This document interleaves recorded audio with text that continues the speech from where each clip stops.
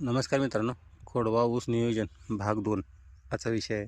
तर पहिल्या भागात आपण पाहिलं होतं की ते ऊस जे राहिले आहे ते खोडवा कट्टरच्या माध्यमातून कसं तोडून घ्यायचा, त्याचप्रमाणे त्याचं जे बागला फोडायचं आहे आणि त्याचबरोबर खत व्यवस्थापन हे आपण मागच्या व्हिडिओमध्ये पाहिलं होतं. तर आजच्या व्हिडिओमध्ये आपण काय पाहणार आहे, तर आता हा सध्या प्लॉट आहे आणि या प्लॉटमध्ये आपण काय केले, पाचट कुट्टी केलेली आहे. तर ती पाचट कुट्टी केल्यानंतर आपण काय करावे, ते अशा प्रकारे आपण त्याच्यावर पालं सारायचं काम चालू आहे तिकडं. तर ते आता पालं सारून झालं, याला काय करायचं आहे परत. आता याच्यात सध्या जरी आपण बगला मारून घेतल्या, फक्त बगला मारून घ्यायचे आहेत, भर लावायची नाही असे या कंडिशनला. कारण भर लावली तर काय होतं, जे कोंब आहेत म्हणजे फुटून येणारे डोळे आहेत ते मातीत जास्त जातात व त्याची उगवणी क्षमता थोडी कमी होते. तर यात विषय दोन असे आहेत की आजच्या याच्यामध्ये.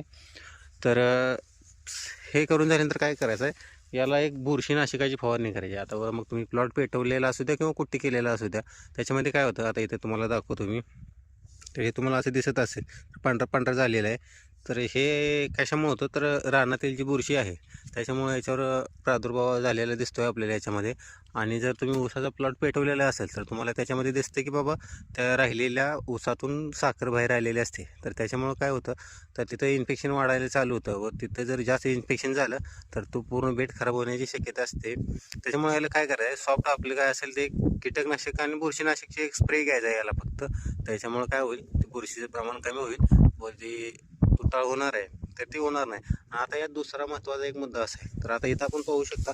तर काय झाले आता याच्यामध्ये, ह्या दोन बेटामध्ये जवळपास 2.5 ते 3 या बेटापासून या बेटापर्यंत 2.5 ते 3 फूट अंतर आहे. तर खोडवा ऊसाचं उत्पादन वाढवायचं असेल तर काय करायचं, आपण जे शेतकरी कांडी पद्धत लागण करतात किंवा ऊसाचं रोप लावून लागण करतात, तर अशामध्ये काय करायचं, शेतकऱ्यांनी जर फिरून बघायचं आहे की आपल्या शेतामध्ये किती तुटाळ झाले किंवा किती विरळणी आहे आपल्याच्या.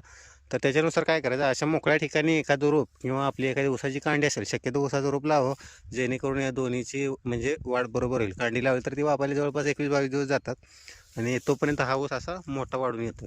त्याच्यामुळे काय करायचं आहे, महत्त्वाचा मुद्दा, ऊसाचं जर ॲव्हरेज वाढवायचं असेल तर शेतकऱ्यांनी काय करायचं आहे, अशी ठिकठिकाणी जी मोकळी जागा राहिलेली आहे किंवा जिथं बेटं खराब झालेली आहेत, आता ती तोडताना झाली असतील किंवा अगोदर तुमच्या हातून लावायची राहिली असेल, तर अशा ठिकाणी काय करायचं, एक तर कांडी टाकून घ्या किंवा डोळा. माझ्या मते तर 100% आपण ऊसाचं रोप लावलं तर ते कधीही चांगलं आहे. तर ही आहे थोडक्यात माहिती.